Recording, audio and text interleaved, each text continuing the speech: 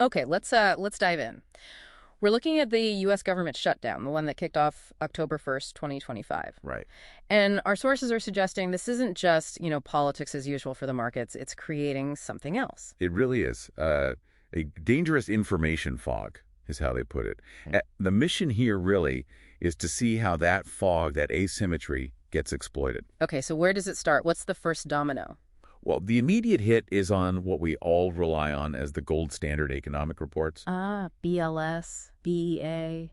Those kinds of agencies. Exactly. Bureau of Labor Statistics, Bureau of Economic Analysis. They basically shut down operations. So no non-farm payrolls, no CPI. Gone. NFP, CPI, GDP estimates, they just vanish from the official calendar. And I read it goes deeper than just delaying the publication. Oh, absolutely. That's the crucial part. The agencies actually stopped collecting the raw data during the shutdown. Okay. So even when things eventually reopen, the data series has holes. Future reports. Less reliable. Because they have to. What, I guess? Sort of. They use statistical methods. Interpolation is a common one to fill those gaps. But everyone knows it's not the real thing. Right. So the uncertainty drags on long after the shutdown ends because the data is compromised. Precisely. The market chaos continues because trust in the numbers is, well, shaky. And what does that do to the Federal Reserve? I mean, their whole mantra is data dependent. Well, it forces them to fly blind, essentially. Without reliable inflation and employment numbers, the risk of a serious policy mistake goes way up. We saw this before, didn't we? Like in the 2018-19 shutdown. We did.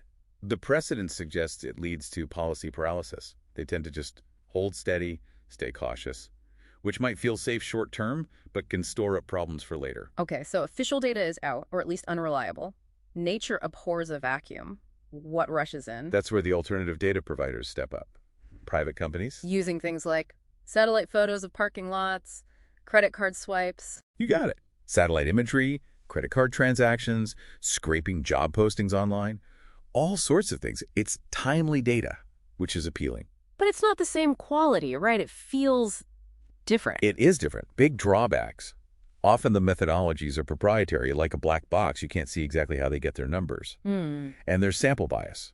Credit card data, for example, naturally skews towards people who use credit cards more, often higher income brackets. Yes. It's not the whole picture. Which creates this almost like an information caste system. That's a good term for it. Because the really good stuff, the really granular predictive data, like raw ticker-level transaction data, it's incredibly expensive. So only the big players can afford it. Predominantly hedge funds, yeah. Sources indicate they consume something like over 70% of this high-end alt data market. Massive information asymmetry. And while this is happening, the cop on the beat is off duty. SEC furloughs. Exactly. The Securities and Exchange Commission has much of its enforcement staff furloughed.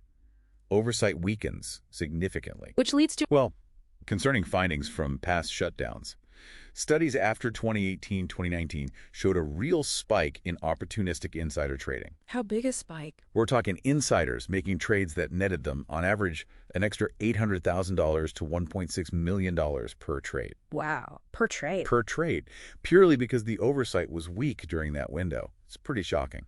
Okay, so we have market chaos, asymmetry, weakened regulation.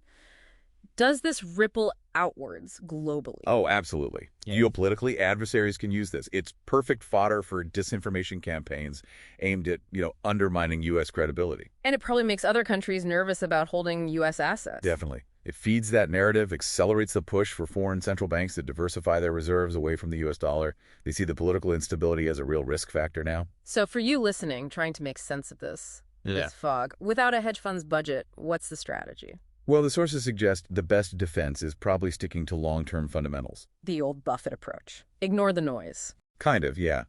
Especially since the short-term noise is based on unreliable data anyway. Focus on why you hold what you hold for the long run. And maybe consider assets outside the traditional system. Right. Things like hard assets, gold, silver, can act as a reasonable hedge against this specific flavor of systemic political instability.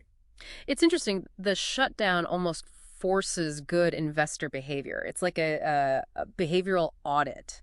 Makes you separate the signal from the noise. That's a great way to frame it. And maybe here's the final thought to leave you with, tying it all together. Okay. This whole episode is a very public, very painful demonstration of just how fragile centralized state-controlled information can be. Right. When the state shuts down, its information flow breaks. Exactly. So if you've ever heard arguments for decentralized systems, decentralized finance, well, this shutdown chaos, it's basically providing real-time, powerful evidence supporting their case.